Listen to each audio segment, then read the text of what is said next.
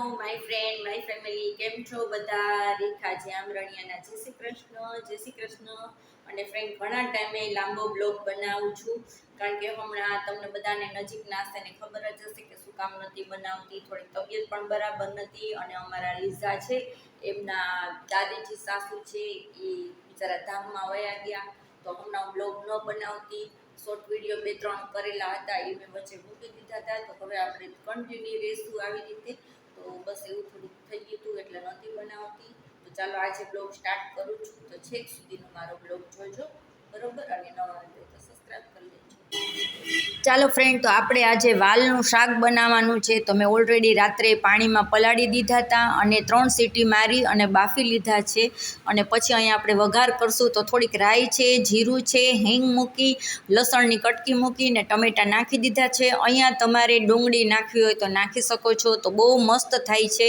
અને રસાવાળું વાલનું શાક, દાળ ભાત, ગુંદાનો સંભારો અને રોટલી ફૂલ ડીશ બનાવવાની છું. પણ તમારી સાથે વાલનું શાક કેમ બનાવું છું એ તમારી સાથે શેર કરું છું. તો અહીંયા રૂટિંગ મસાલા જે આપણા છે એ બધા નાખી દીધા છે. કાશ્મીરી મરચું છે, થોડુંક તીખું મરચું છે, અને હળદર છે, ગરમ મસાલો છે, અને પછી આપણા વાલ બાફેલા છે તો એ નાખી દીધા છે. અને તમારે અહીંયા એક ટ્રીક કરવી હોય તો કરી શકો છો કે વાલ જ્યારે આપણે શાક વઘારીએ છીએ ત્યારે થોડો એવો ચણાનો લોટ નાખી અને શેકી અને પછી આમાં નાખવો હોય તો એ પણ બહુ બેસ્ટ લાગે છે. પણ મારે રસાવાળું કરવું હતું ફ્રેન્ડ, એટલે મેં આ રીતે કર્યું છે. ક્યારેક બનાવીશ તો એ પણ તમને બતાવીશ.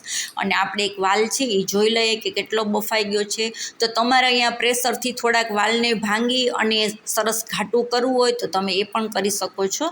તો બસ, અને જો વાતું કરતાં કરતાં શાક પણ થઈ ગયું. અને ભાત છે એને હું કઈ રીતે ઓસાવું છું, બધા જ વાસણમાં નાખી અને એવી રીતના આપણે ઓસાવતા હોય છે ચાયણામાં.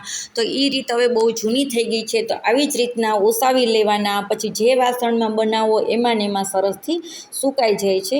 તો આજની મારી ડીશ તમારી સાથે શેર કરું છું. પૂરી રેસીપી તો તમારી સાથે મેં શેર નથી કરી, પણ જોઈ શકો છો ગુંદા મરચાંનો સંભારો છે, દાળ છે, ભાત છે, વાલનું શાક છે. ચાલો તમે લોકો જમવા.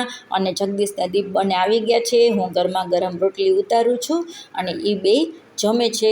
તો ફ્રેન્ડ, આવી રીતના આપણે કંઈક જીવનમાં નવું કરતા જ રહેવાનું. તો આપણે આખો દિવસની મહેનત છે એ એક દી રંગ લઈ આવવાની છું. તમને જે પણ કાંઈ આવડતું હોય ફ્રેન્ડ, તો એક્ટિવ રહેવાનું, કામ સતત કરતું રહેવાનું છે.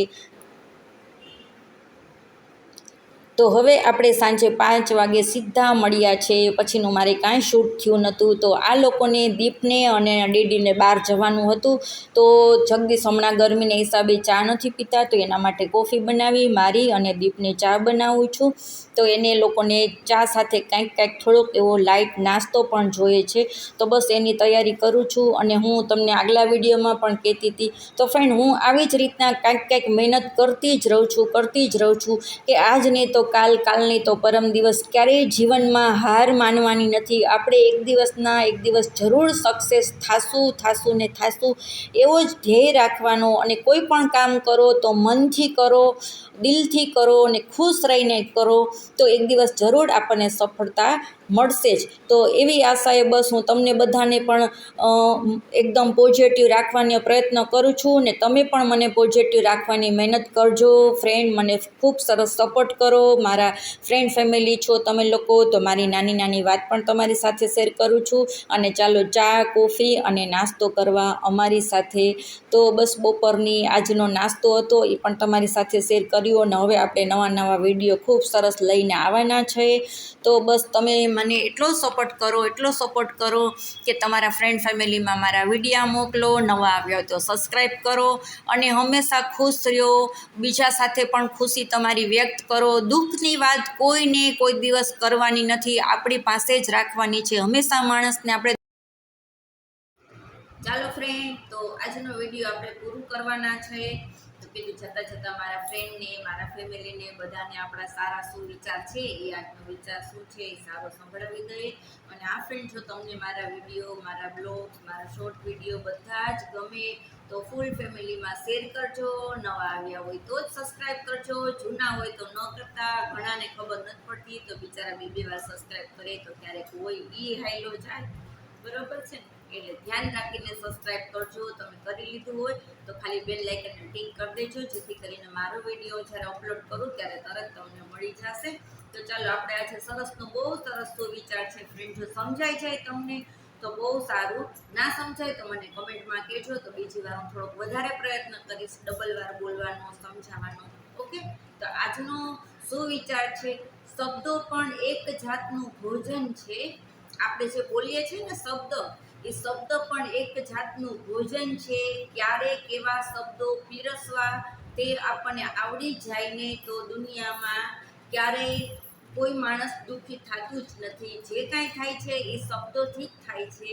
તો દુનિયામાં તેનાથી સારી કોઈ રસોઈ પણ નથી બની કે જે શબ્દોમાં પીરસવામાં આવે છે. તો શબ્દો દ્વારા પીરસવામાં આવે છે એ પણ એક જાતની રસોઈ છે.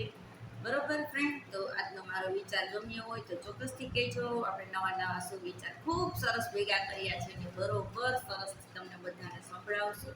તો ચાલો આજનો વિડીયો આપણે આટલો જ રાખશું. જય માતાજી, જય શ્રી કૃષ્ણ તમને બધાને. અને મસ્ત મજાની કમેન્ટ કરજો અને કહેજો કે મારા બ્લોગ, મારા વિડીયો તમને કેવા લાગે છે. ઓકે, તો ચાલો આપણે નવા વિડીયોમાં નવા સુવિચાર સાથે જલ્દી મળશું. ત્યાં સુધી બધા સ્વસ્થ રહ્યો, મસ્ત રહ્યો અને ખૂબ ખુશ રહ્યો.